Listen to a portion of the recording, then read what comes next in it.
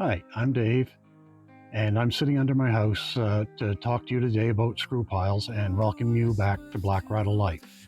If you liked the video, don't forget to hit like and subscribe. Screw piles are the foundations that we build our house on, and today it's 30 degrees Celsius, but back in December of 2023, when we put the screw piles in the ground, we had some snow, and I'd like to show you our story. Well, after an unseasonably warm December early on, the snow has finally landed, and it just happened to hit on the day that our post tech is supposed to come to install our posts for our build. Hoping that the ground stays thawed under the snow. We didn't clear it to hopefully keep the heat in so that they can have an easier job of putting the posts in. Today will be an interesting start, and we're looking forward to getting our project on the go. Today we start our build on our new home. Unfortunately, we've had some snow in the last couple of days, so when they come to put our posts in, they'll have to be dealing with all the snow on the ground, but they've said that they can handle that, so I'm looking forward to seeing the equipment arrive and some of the new posts go in, and we can actually start building. Screw piles are a metal post that screws into the ground, hence the name, and they have a large disc-shaped auger that supports the weight of the house and locks the screw pile into the ground. On top of the screw pile is this fitting, and it's got two bolts in it that tighten it down once it's cut to length. Then there's a saddle that this one is made for beams. So we have a triple laminated beam that sits on top of it. You can screw it up and down to make sure it's level, and it's got a lock washer. Now, if the house ever settles, you can back off the two screws, one there, one over here, and with a large pipe wrench, you could turn that to lift the saddle up or lower it down a little bit to give you some room to settle, to level your house should it ever change again. Post Tech arrived with screw piles and a 1.5 ton excavator with a rotary attachment on the bucket. The crew were quick to unload and get right to work, marking out the spots for the piles and putting metal into the ground.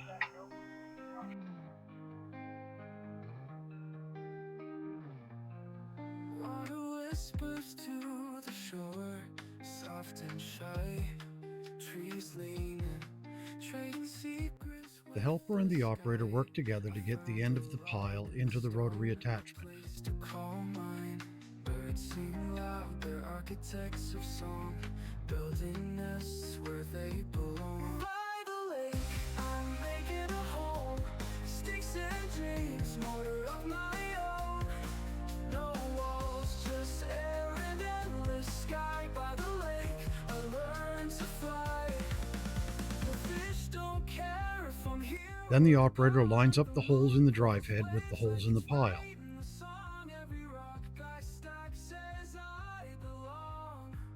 The helper puts pins through the holes to allow the head to bore the pile into the ground. In the blue, showing me what I can do. By the lake, I'm making a home. Sticks and dreams, more of my own. No walls, just air and endless sky. By the lake, I learned to fly.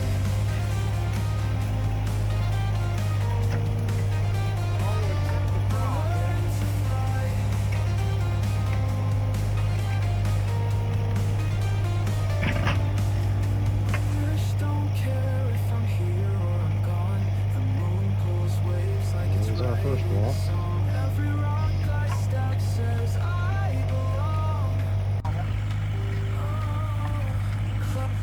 Then came the sound that I was going to grow to really hate over the course of this couple of days, the sound of the auger hitting a wall.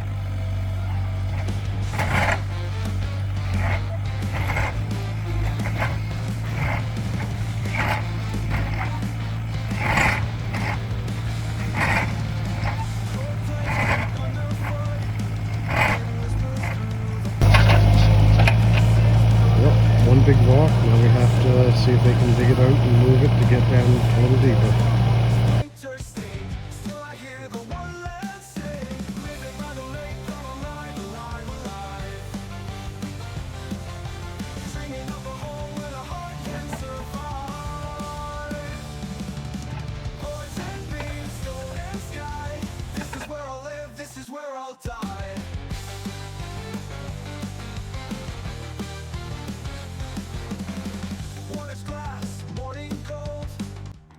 The end piles in each row are installed first. Then a string line is attached to allow the piles in between to be as straight as possible. Bare hands carve, raw tools hung. The work ain't easy, but it makes me someone. Living by the lake, come alive, alive, alive. The piles are screwed into the ground and adjusted to be touching the string. Rocks can alter the direction of the posts, and the operator will angle the piles to correct this drift in direction. This is where I'll live, this is where I'll die.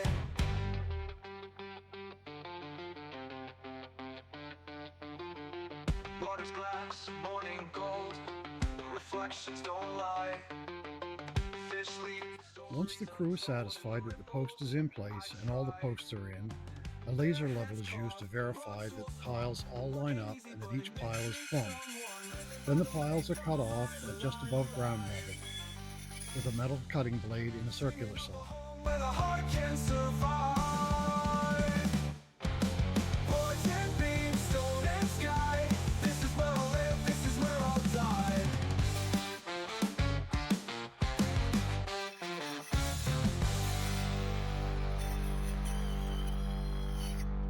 After this, the piles are ready for the caps and saddles. Normally my bloopers are mistakes in filming. Today the blooper is a mistake in execution of the build. Two of the important aspects of screw piles is that they're in a straight line. So as you come in, look at them, they line up in a straight line. And with the two rows, they have to be parallel. Parallel can be an issue, and we ran into that problem on part of our build. Because we built on a hill, when the installation company came in, they measured the 10 feet. We have a 10-foot deck, so these posts between them should be 10 feet to give us that length. When they measured them down the hill, so they measured the distance on the ground, not the distance in a straight line, in a level straight line. So unfortunately, the land slopes here from left, or from right to left, and from away from us to where I'm standing. So it had two different grades on it, and we ended up with one set of posts being off about 4 inches, and the ones closest to me at that time were about 14 inches, 40 centimeters, 14 inches.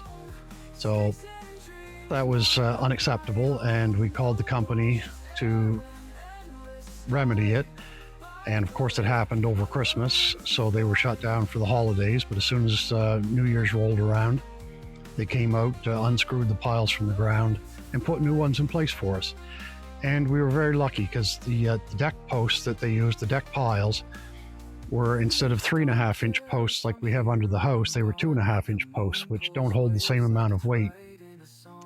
When they replaced them with the 3.5-inch posts, and those actually will hold the same weight as the house. So if we ever want to close in our deck to build an extra bedroom, some kind of another room that we want to, we're completely supported the right weight for the live load of the house. So our house is now fully expandable, which actually turned out to be a good thing. Operator arrived with the new piles shortly after New Year. We had been working on the house as we waited, but we needed this remedied so that we could get the deck and posts up for the truss installation, but that's a later episode. The operator had to drill holes in the piles so that the rotary head could unscrew the old piles from the ground.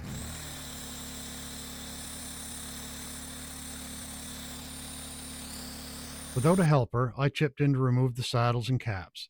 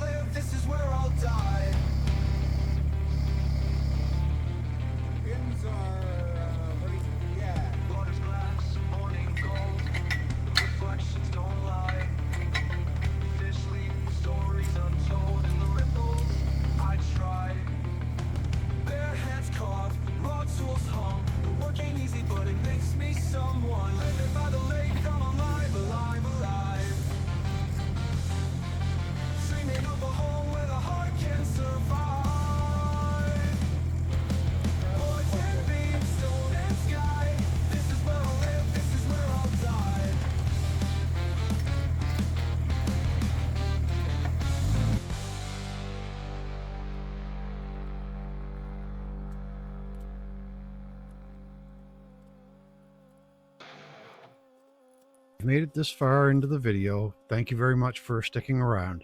And if you have any questions about anything you've seen or any of the other videos, please feel free to ask them in the comments, and I'll get back to you as soon as I can. Thank you. Thanks for watching. Really appreciate having you here.